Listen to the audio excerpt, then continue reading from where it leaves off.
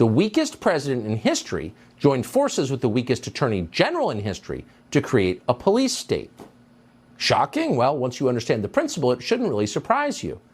And it's funny now to remember that the smart people in Washington once told us that Merrick Garland was a moderate. They thought that apparently because when Garland's promised Supreme Court seat didn't materialize, he cried. Oh, he's crying, they thought. He's so sensitive and thoughtful. But no.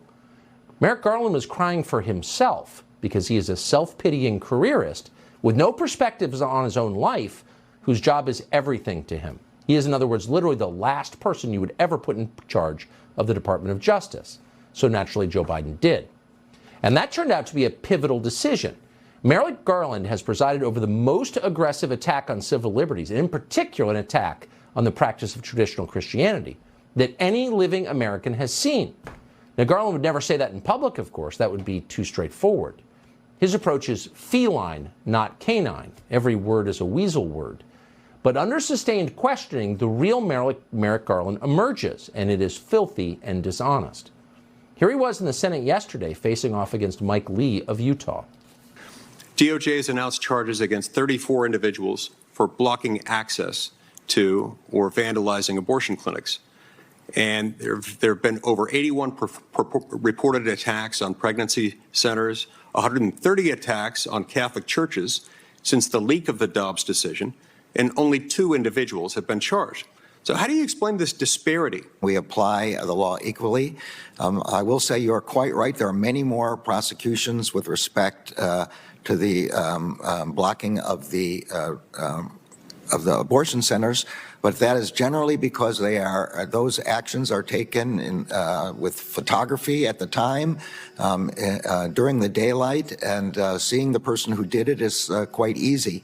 Those who are attacking the pregnancy resources centers, which is a horrid thing to do, are doing this at night in the dark. Okay, in case you didn't follow that, we quote, apply the law equally. We just can't, for some reason, manage to investigate crimes that occur after dark. It's the sundown rule, well known in legal circles.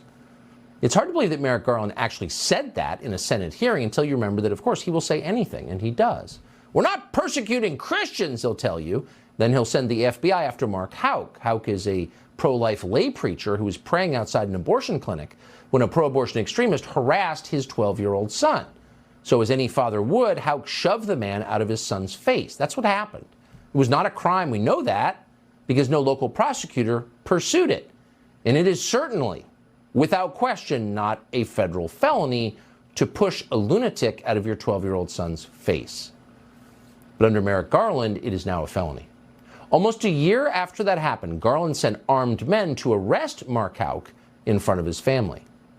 On September 23rd, about 6:45 in the morning, that's when those 20 so-called agents, full SWAT gear, heavily armored vests, ballistic shields, helmets, battering ram, banged on my door. Yesterday, Josh Hawley asked Garland to explain that behavior, the utterly indefensible totalitarian behavior. And Merrick Garland, of course, in his soft-spoken way, was delighted to defend it. Let's take a look at the hardened criminals that your Justice Department sent these armed agents to go terrorize on that morning. Here they are at Mass. Here's the 7 children with Mr. Houck and his wife. He has offered to turn himself in, and this is who you go to terrorize. You are the Attorney General. Give me your answer. Do you think that it was objectively reasonable and they followed your guidelines in sending 20 to 30 armed agents to terrorize these people? Yes or no? The facts I have, which are those presented by the FBI, are not consistent with your description. So you think it was reasonable? I'm saying the facts are not as you describe. You use an unbelievable show of force with guns that I just note liberals usually decry. We're supposed to hate long guns and assault-style weapons. You're happy to deploy them against Catholics and innocent children. He doesn't care. He's got no soul, obviously. And if anything, Josh Hawley's description is too narrow. It's not just Catholics that Merrick Garland has targeted with force. It's anybody who expresses a belief in biblical Christianity in public. But it is true that Catholics do seem to be getting a disproportionate share of federal law enforcement attention under Joe Biden. The FBI, as you may know, just drafted a memo claiming that radical traditional Catholics are somehow a national security threat, presumably because they tend to pray outside of abortion clinics. In March of 2021, Paul Vaughn and 10 others were peacefully praying at an abortion clinic in Tennessee. They didn't damage any property. They hurt no one. More than a year after they dared to do that, to pray, Merrick Garland sent the FBI to terrorize Vaughn and his 11 children at their home. But if you're not going to let me, then I'll just... No, I want to know why you were banging on my door with a gun.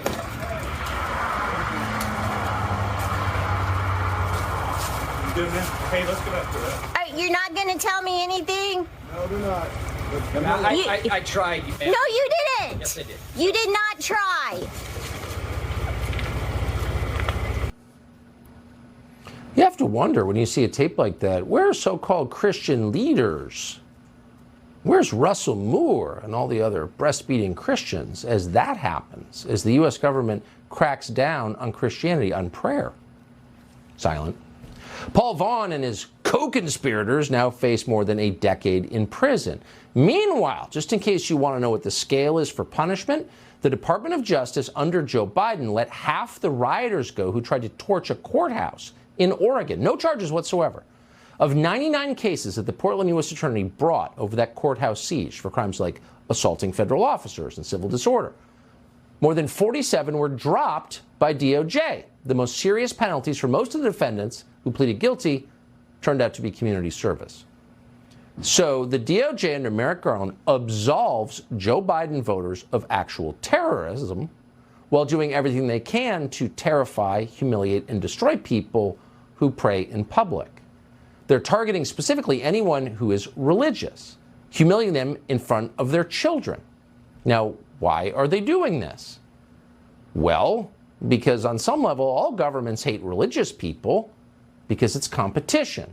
And revolutionary governments, totalitarian governments, go after religious people first. It happened in the French Revolution, happened in the Bolshevik Revolution, and it's happening now.